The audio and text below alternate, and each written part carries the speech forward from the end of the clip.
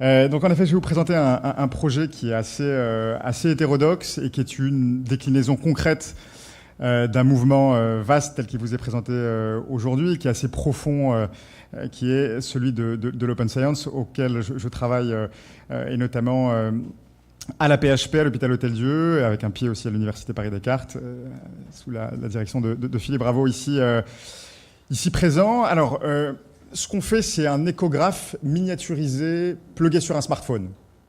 Donc j'imagine que vous voyez à peu près ce que c'est qu'un échographe. L'idée, c'est de ramener la machine à une portion congrue, toute petite, d'utiliser smartphone. Donc on peut dire que ici présent, vous avez tous la moitié du dispositif en poche, et qu'il y a deux particularités. C'est qu'il est open source et par ailleurs qu'il est low cost. Alors ce que j'entends par low cost, c'est aux alentours de 500 € versus 10 à 15 000 € pour les dispositifs dans le commerce.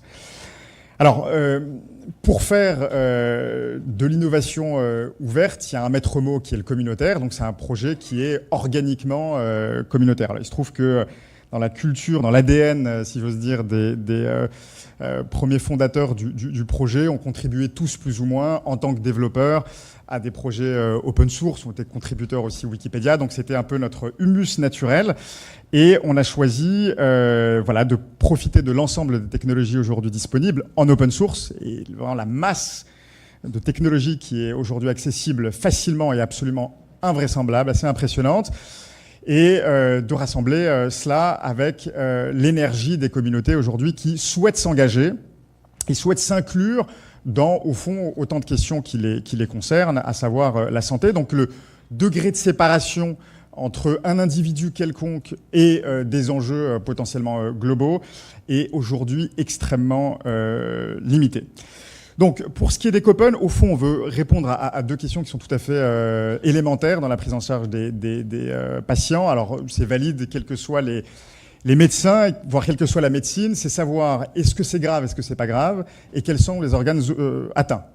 Et donc, avec un dispositif qui permet de voir dans le corps, eh bien, on peut espérer répondre à ces deux questions de façon décisive. Alors, j'en profite pour dire que Ecopen ou pas Ecopen, je pense qu'il est à peu près établi que ce type de technologies vont s'inviter au cœur même de l'examen clinique. Il y a eu un papier récent dans JAMA qui dit que, au fond, les piliers fondamentaux de la prise en charge médicale, que sont l'auscultation, la percussion, etc., vont être complétés par un cinquième pilier. Alors que nous, on l'avait appelé déjà il y a quelques années l'écospection, et ce que eux appellent l'insonation. Et pour mémoire, à Harvard, à Columbia, jusqu'à l'université de Hong Kong, eh bien, les étudiants sont formés dès la deuxième année à ce type de dispositif. Alors, faut-il encore en assurer le déploiement global? Et c'est vraiment toute notre affaire que de pouvoir rendre accessible cette technologie en limitant le coût. Voilà, l'idée c'est d'emprunter le mieux de l'examen clinique, le mieux de l'examen complémentaire et de créer dans cet espace interstitiel une technologie qu'on espère très utile.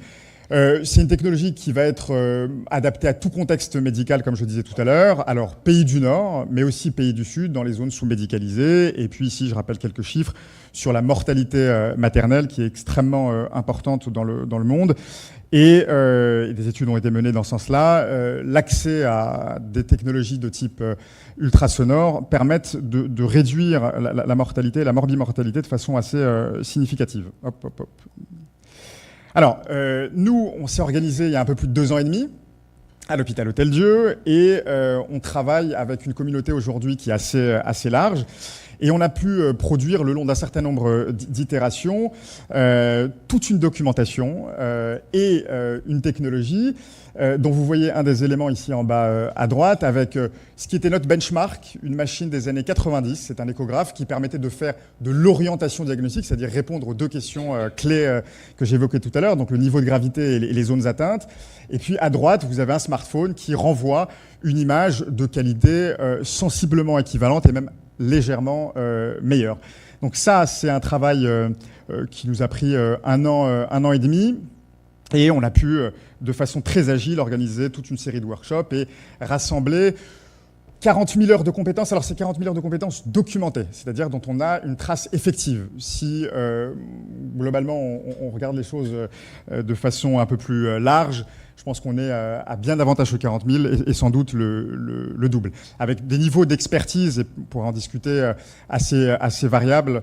Et c'est tout un sujet dans l'open science que de réussir au fond à articuler la puissance de l'intelligence collective, mais aussi avec son hétérogénéité, qui est une irrégularité dans le temps et dans la qualité. Donc il y a des gens qui parfois contribuent beaucoup, pas très efficacement, donc qui contribuent peu, mais de façon assez décisive.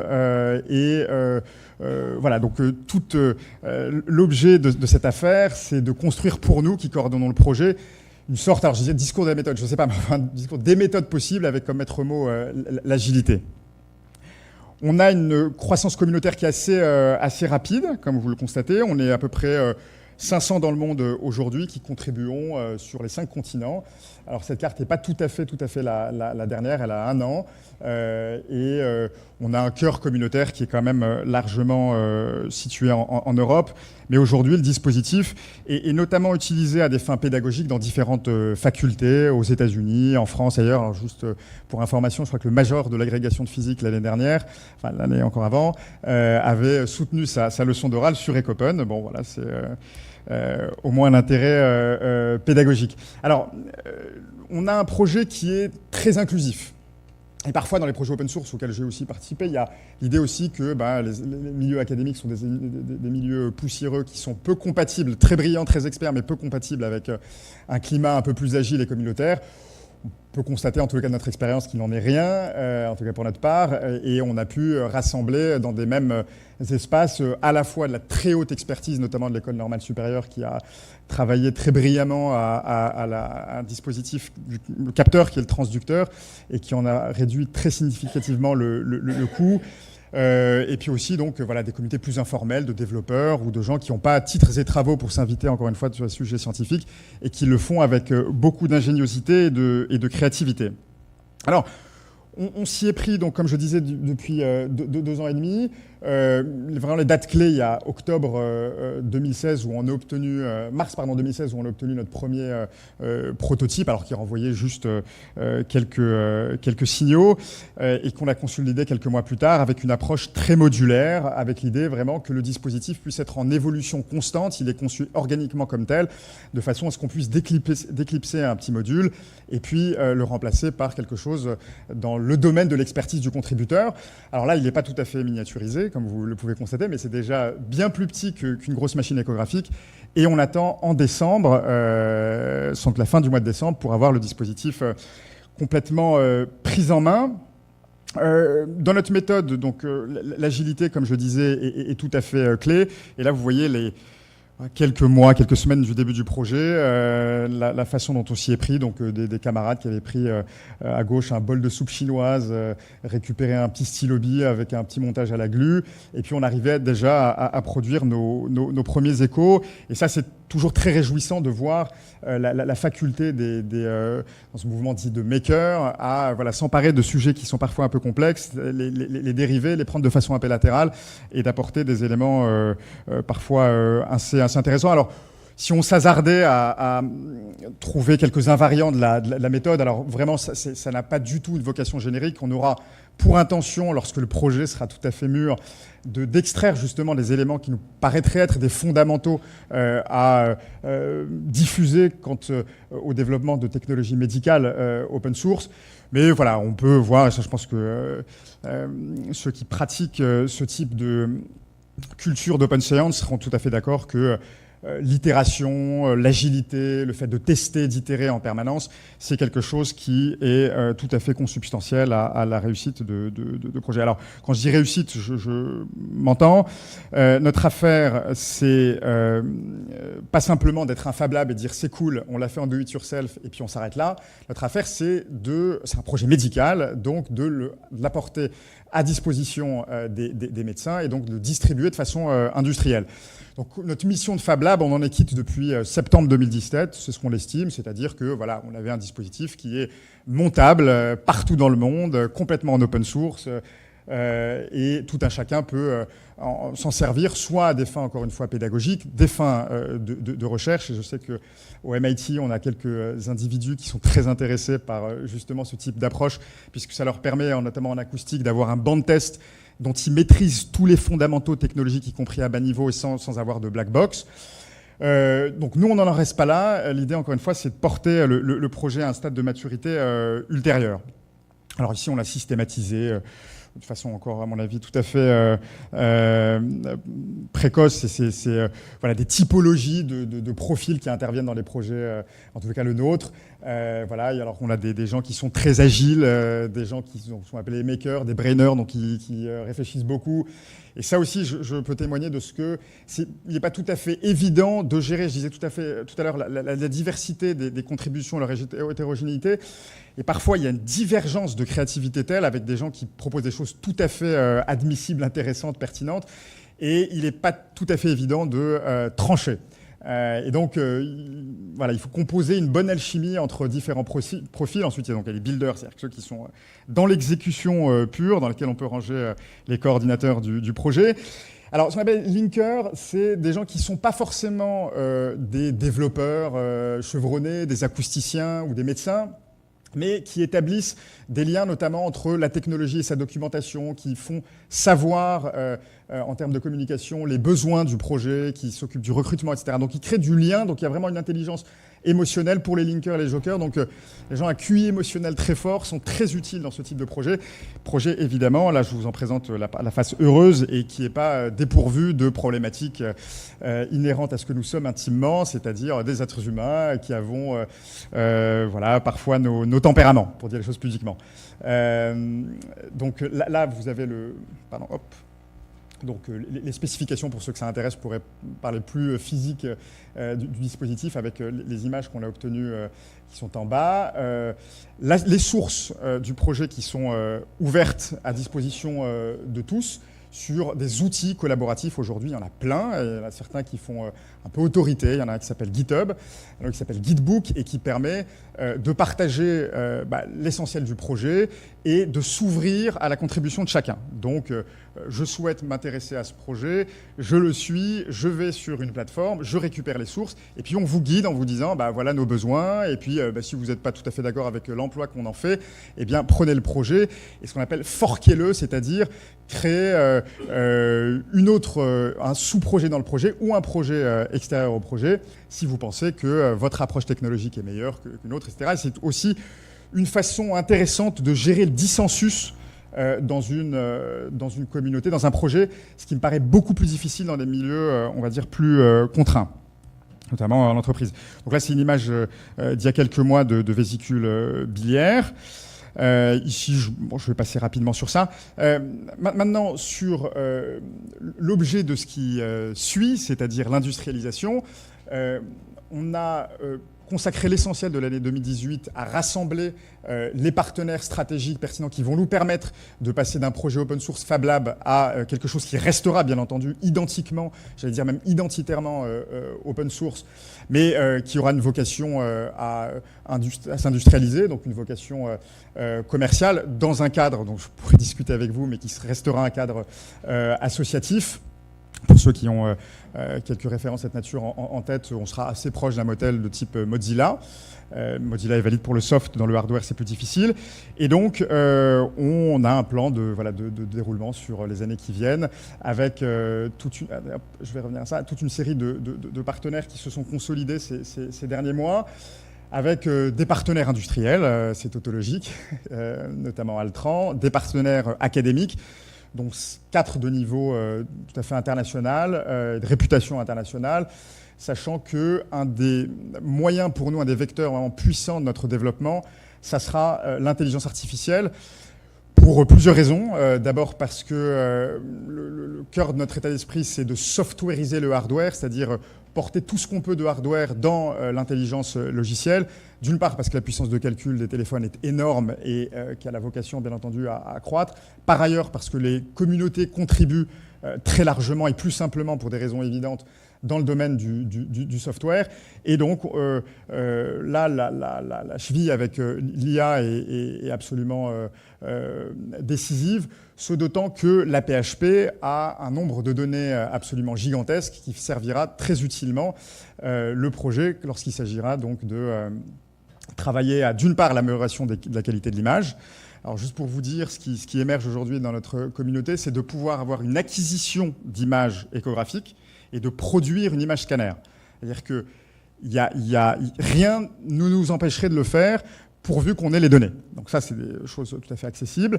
Et puis, en termes d'assistance à l'opérateur, en termes d'intelligence artificielle, là encore, il y a beaucoup de choses à faire, alors qu'il s'agisse de cartographier l'anatomie en temps réel et notamment à des fins de formation, ou alors de permettre la détection automatique à laquelle on travaille déjà des pathologies. On travaille notamment sur la colique néphrétique. Voilà. Les essais cliniques viendront dans les tout prochains mois, on l'espère. En principe, on prévoit les premiers aux alentours du mois de juillet. Un mot aussi pour vous dire que, alors à notre connaissance, et c'est pas du tout une façon de fanfaronner, mais on a hébergé un sommet sur les technologies d'imagerie open source il y a quelques mois, avec des collègues qui sont à Harvard ou MIT, à la Charité à Berlin, dans différentes facultés ou hôpitaux. Et je pense qu'on est le projet le plus avancé au monde aujourd'hui en termes d'imagerie médicale. Et voilà, là on est à un moment de notre vie, et je serais ravi de venir vous restituer, si toutefois l'invitation nous a formulé, ce qui se sera produit dans les années qui viennent. Et on a un moment vraiment tout à fait capital où il faut préserver la qualité de la communauté et sa capacité à contribuer, tout en se mettant au diapason des enjeux qui sont extrêmement complexes dans le domaine de la santé, et notamment des enjeux réglementaires. Donc voilà, ça c'est hautement non trivial, mais on y travaille. Voilà, on a fait toute une série de conférences un peu partout dans le monde, alors même si on est très précautionneux en termes de communication, des publications. Et puis ici, vous voyez la sonde telle qu'elle a été designée, et c'est exactement ce qu'on produit en impression 3D. Alors, il ne reste plus qu'à hydrater le téléphone en images, et on y est. Voilà, merci.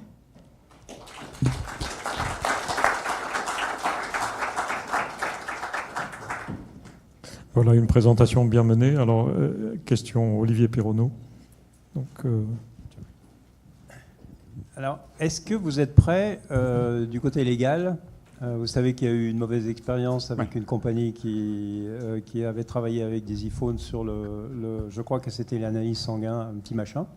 Donc c'est très très intéressant. C'est pas du tout pour critiquer. Ah, vous pouvez. Mais c'est le but, ça nous fait progresser. Bon, d'abord en Inde, par exemple, il y a une loi qui interdit l'échographie, pour des raisons que vous imaginez. Est-ce que vous êtes prêt pour tous ces problèmes éthiques et éventuellement même légaux?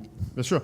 Alors, donner peut-être le sentiment que la présentation effectivement avait une focale assez techno-médicale. En réalité, dès le début du projet, on a regardé assez large et on a vu qu'il y avait plein d'enjeux. Bien sûr techniques, bien sûr des enjeux médicaux, mais aussi des enjeux éthiques, des enjeux de gouvernance de projet, des enjeux juridiques, puisqu'on travaille dans un domaine qui est l'open source et qui pose toute une série de questions en termes de propriété industrielle. Donc des communautés qui travaillent, qui mettent en place une réflexion qu'on pense utile. Alors d'une part, sur la partie réglementaire, c'est des choses qu'on a anticipées dès le début, by design, en termes de projet, de façon à s'assurer que les dispositifs puissent être certifiables dans les bonnes conditions. Donc voilà, techniquement, tous les plans d'analyse des risques, toutes ces choses-là, c'est des choses qu'on a conçues très très en amont. Alors on continue à le faire et c'est pas tout à fait évident. Et sur la partie éthique, on a une partie de notre communauté aussi qui est très énergique sur l'idée de toutes les façons, dès lors que ces technologies vont survenir, il faut préparer le terrain. Je ne pense pas qu'on ait une solution exhaustive, nous, et copains, mais en tous les cas, la communication qui en sera faite et puis le soin particulier qu'on aura à la distribution dans certains contextes plutôt que d'autres du dispositif fait que on contrôle au mieux ce type de problématiques. D'ailleurs, problématiques qui sont de cette nature, il y a aussi l'irruption dans le cadre de l'examen clinique d'un objet technologique, avec des patients qui n'ont pas du tout l'habitude de voir autre chose que de la médecine à main nue. Et donc ça aussi, ça se prépare. Et donc on a des contacts avec des associations de patients et qui nous permet d'avoir une approche très très globale du projet, de faire les choses avec soin, vigilance et rigueur scientifique, on l'espère. J'avais une petite question. Là, finalement, la part des laboratoires, de tous ceux qui sont là, qui sont vraiment de bon niveau, tout ça, par rapport à la part du participatif, de la partie qui est hors les murs, quoi. Donc, quel est le pourcentage là, dans un projet comme celui-là là, Alors, très technique. Laboratoire académique. Les labos académiques qui sont Ouais. rassemblés là sont très bons, quoi. Donc, Ouais. ils Alors, ont... aujourd'hui, on peut dire qu'on est à 90% de communautaires, 10% d'académiques. Mais on veut équilibrer davantage, et notamment ce qui va commencer là dès le 1er janvier, enfin le 2, parce qu'on est sympa, avec le PFL, on va travailler à notamment l'implémentation de techniques d'intelligence artificielle qui sont déjà développées. Et je pense que progressivement sur l'année, on va équilibrer l'assiette des contributions des uns et des autres. Très bien. On vous remercie. Merci beaucoup. Merci à vous.